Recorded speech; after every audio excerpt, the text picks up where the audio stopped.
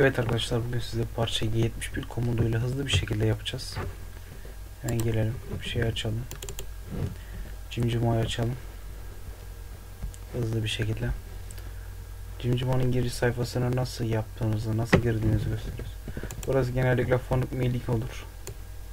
Yukarı çıkıp turnike seçeriz. Sonra buradan nev işte bakacaksınız. Burayı açarsınız. Bir şekilde yazacağız şimdi. Bir ses gelmiş olabilir şimdi. Evet. Hemen T0 bir saniye kablomuzu açalım. T010. Önceki videomda göstermiştim. Bunu da kapalı bir saniye. Önceki videomda göstermiştim takım birin neyin ne olduğunu, hangi şeyin ne işe yaradığını. Hızlı bir şekilde parçamıza geliyoruz. X200 Z0 parçamıza geldik. M3 yazacağız. S1200. Bu parçamda oynak devir kullanalım. Yani oynayan devir kullanalım. Satırdan tasarruf etmek için bunun üzerine de yazabilirim.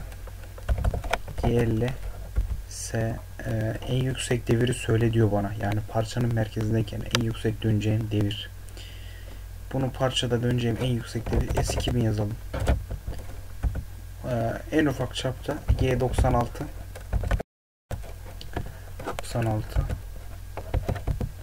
S en düşük devir bu da. Ben 170 yazayım. Sizin işinize göre değişti. M3 aynıyı döndürdük burada. Parça üst çapta düşük devirde dönecek. Merkezine geldikçe S2000'e kadar çıkacak bu. Hızlanacak. Ondan sonra 200'deyiz biz. Parçamızın çapı kaç? Yani stok çapı kaç? 70'miş. 70'miş parçamızın stok çapı. X 70.5 yazalım. Ya da 71 yazalım. M8 suyumuzu açalım. Sonra G01 X-1 F0.2 hızlıca parçamızın merkezine kadar sıyırdık. Burada şimdi G72 çevrimimize gireceğiz. Köşe atmadan. G0 W1 yapalım. Z1'den başlayalım 71'deyken. Şimdi burayı dikkatlice dinleyin. 71'in içindeyken tonlayacağınız çapın içinde olması lazım. Eğer ki programı 70'in içinde yaptınız çıkış çapı 71 olsa veyahut da 72 olursa çevrim hata verir. 70'in altında tornalamanız lazım. Yani bak şimdi yazın gösteririm ben size. Şimdi ben buraya 70 yazdım diyelim. Parçamız 70'lik. 70.5 yazalım biz buraya. 70.5. Bunu fazla yazarsanız 71'lik başlayacağı konumda şey yapar. Nasıl diyeyim? Boşta hareket yapar. Boşta gider yani böyle talaş almadan gider. Burayı 70'te yazabilirsiniz. W1 X70'deyim ben şu an. G71 U1 tek taraflı talaş alacağım miktar. Çapta 2 alıyor şu an. 1.5 yazalım biz buna. 0.5. R geri kaçış miktarı yani yukarı kalkacağı miktar. Sonra G71 P1 Q2 satır başı satır sonu. Bunu aklınızda unutmayın. Satır sonu satır işte satır başı satır sonu. Başka bir çevrim yani gene 71 72 kullanacağınızda onlara farklı offset işte farklı offset demişim. Farklı satır numaraları vermek zorundasınız. Ondan sonra P2 mesela diyeyim ben finish kullanacağım yani G70 U 0.5 W'de de 0.1 bırakalım. İstersen ben hiçbir şey bırakmayacağım yani direkt sadece ben kapıda tek takımda işleyeceğim ben bunu. Bunları yazmanıza gerek yok. Ama bazı tezgahlar arıza verebilir. Siz bunları gene böyle yazabilirsiniz. 0.W0.U0 böyle yazabilirsiniz. Yani tezgahınızın bilmenize bağlı. Yani tezgahın tecrübenize bağlı. F değeri veriyoruz. Nokta 2. Ben finish de kullanayım. Bunda G72 de göstereyim. 70'i de göstereyim size. U 0.5 U 0.5 U5 yazalım. 0.5 W 0.5 %50 %50'ler yere pay bıraktık. Hemen buraya bir ilk önce ben buraya ne yapmışım? N1 yapmışım. Yani P1 N1 satır başı N1. Buraya ilk önce G1 veya G0 koymak zorundayım. Çevrim yoksa hata verir. Buraya G1 koyarsam 70'i X'in yukarısına başlatırsam parçaya şey olarak girer. Nasıl diyeyim size? Yavaş yavaş iner. Eğer ben buraya G0 yazarsam X konumda her zaman hızlı hızlı yapar bu hareketleri. Yani hızlıca iner. G0 yazdık. X çapımızı yazıyoruz. X 0 olacak. Yani o radiusu açacağımız için sıfırından başlamamız lazım. 0 sıfırına geldik. Bu da vereceğimiz f değeri de finish'teki f değeri oluyor bu da. 0.15 yazalım buna da. Buradaki verdiğimiz f değeri finish'teki f değeridir her zaman. Buraya ne atıyor işte. Gıcık oldu. Neyse. N1 verdik, şey yaptık. Şunu silelim. Program yani cimcima bu garip hareketler yapıyor. Şeyimizi yaptık. Şimdi parçanın Z1'indeyiz bakın. Şu an bak burada. Burada Z0 yazıyor. Ben burada sıyırdıktan sonra Z1 bir geri kaçıp sonra -70. W'nin mantığını bilmeyenler önümüzdeki videoda W ve U'nun mantığını anlatacağım. W kısaca özet geçeyim. W Z kısmında ekler veya düşürür. U da X ekseninde ekler veya düşürür. Yani W-1 yazarsanız parçanın içine girer. W1 yazarsanız geri kaçar. Yani ekler ve düşürür. Yani eklemeli mantıklı. Zaten parçayı yapacağımızda eklemeli yapacağız her yerine. Sizin için daha kolay. Sonra G01 biz parçaya değeceğiz şu an. Z0 parçaya şu an değdim ben. Parçaya değdim. Sonra X yok. G3 parçamıza bakalım. R5'lik bir şey var orada. Hemen G3 R5 U 10 yani ilk çapımız 10. Z eksi Z yazmayalım. W eksi 10. Şurayı bir ayarlayayım.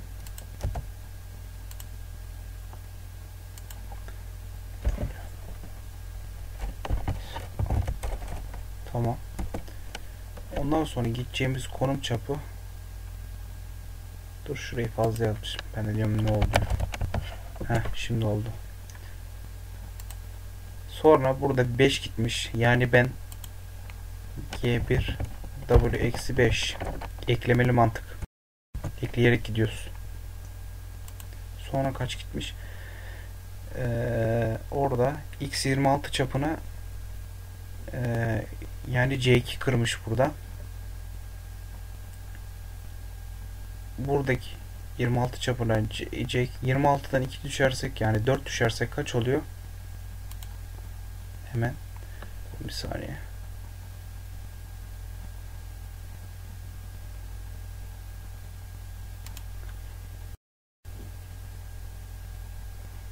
Altı şöyle yazıyoruz.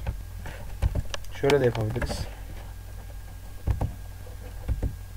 Şöyle 22 çapına çıktım ben oradan. 24'e diyelim. Örnek yapıyorum. 24'e C1 atarım ben yani. C1 atarım. Şurada W-1 gitmem lazım. Eksi 1 olacak. Eksi 1. Örnek parça bak. Başka bir şey yazıyorum ben şu an. W1'e gittim ben. Şu an adamın parçası böyle değil. Adam ikisi 26. Bakın. Çevrim C2. Şurada 2 olacak. Şöyle. Sil.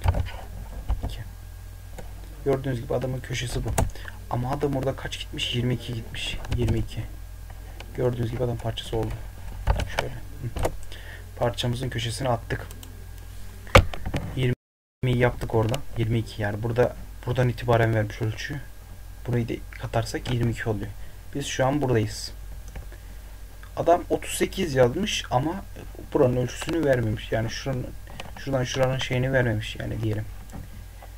Yani 26'nın üzerine 38 şöyle yapıyoruz. X 38 A eksi 30 yok 45 gördüğünüz gibi o köşeyi yaptık biz orada. Yani burada köşe ölçüsü yazmamış ama 45 derecedir tahminim. 38'e eksi 45 yani çap üstteyseniz eksi 45, çap içindeyseniz sadece 45 yazarsınız. Eksi değil. Çap da üstündeyseniz eksi 45 olarak yazarsınız. Ben oraya 45 derecelik açı attım. Yani 45 derecelik 30 dereceye kadar çıktı. Ondan sonra burada kaç gitmiş? 38'e biz şu an buradayız. Ama bak bu hata da yapabilir şimdi. 45 dereceyi biz böyle yapabiliyoruz da. Bu hata da verebilir. Şöyle yapabiliriz. Hesap makinesini açalım.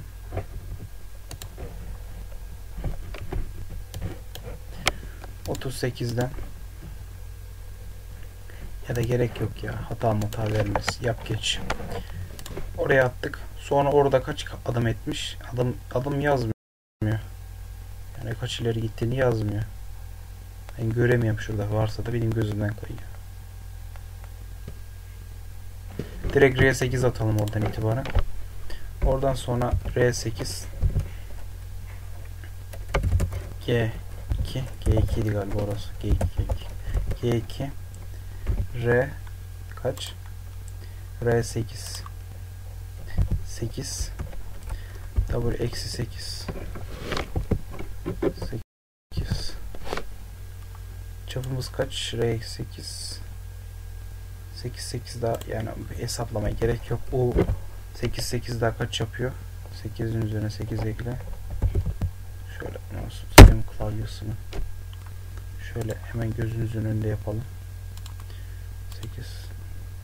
8 daha örnek 16 tak 16 yani şöyle oluyor. R8'e attık 16'ya çıktı. Şöyle aynen böyle. Tamam. Köşemizi attı şu an. Şuraya boşluk atalım da. Tamam. Ay senin bozdu. 8.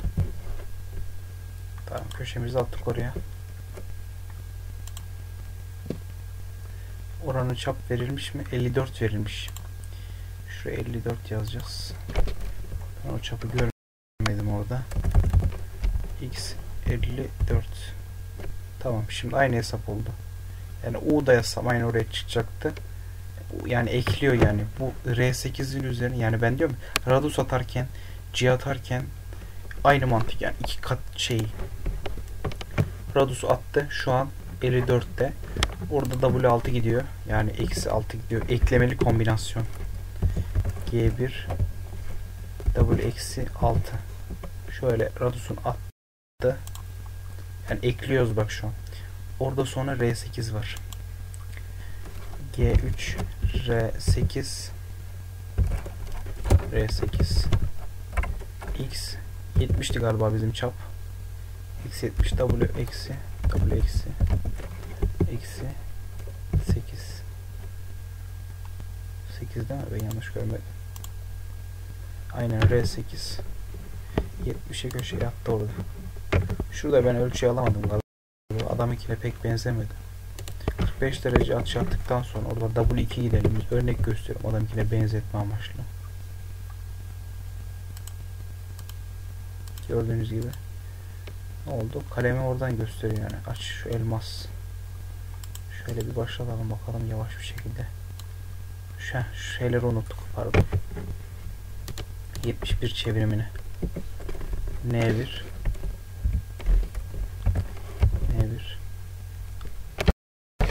evet.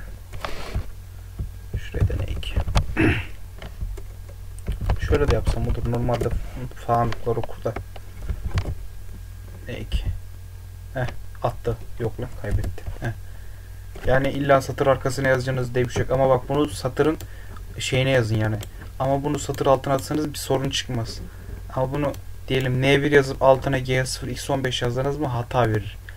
Altın kuralın birinci kuralı N1 satırına 71'de ilk önce X çapını belirtiyorsunuz. Yoksa hata verir. Z yerine Z verirseniz hata verir. İşte gördüğünüz gibi 71 çevirimi oldu. Şöyle başlatalım çevirimi. Gördüğünüz gibi boşaltıyor şu an. Hızlı bir şekilde. Köşeye attı, çıktı, gitti. Sonra biz bundan sonra demiştik 70 çevirimini yazacaktık. G0 şuraya şöyle yazalım da olsun şu. G0 X 200 Z 150. Şu an şeye çıktık. M1 attık buraya. M1. İşte suyu kapatmam lazım. Aynı durdurmam lazım. Hiçbir şey durdurmayayım ben. Hemen takım 2'yi çağıralım. G0 X 200 Z 0 Z0 yazacağız. 1 yazacağız. Z1 X 70'ten hemen oraya gelsin hızlı bir şekilde. Şurada da suyu açalım. Zaten su şu an açık. M9 yazmadığıma göre. G70 P1 Q2 gördüğünüz gibi finish çapında attı oraya. Hemen buradan sonra M9 yazıp G0 X 200 Z 150 şunu da üreteyim. G28 U0 yani X konumunda referans, yani sonuna kadar çık. Eğer ben buraya W0 da yazarsam çapraz bir şekilde referansına gider tezgah. Aynı böyle sabahları ilk tezgah açtığınızda referansa gönderiyorsunuz. Ta köşeye kadar gider bu. Sadece U0 yazsanız da yeter. Yani bu U0 yerine X0 yazarsanız parçaya biner, yani parçanın üzerindeyse parçaya biner. Gördüğünüz gibi finish çapımızı attık. Şöyle gördüğünüz gibi kaba geliyor. Alnını aldı, çıktı. Çapraz bir şekilde çıktı. Sonra içini boşaltıyor. Sonra bırakıyor, gidiyor. Sonra finish atıyor. İzlediğiniz için teşekkürler. Sonraki videoda görüşmek üzere. Bir de sonraki videoda küre yapacağım.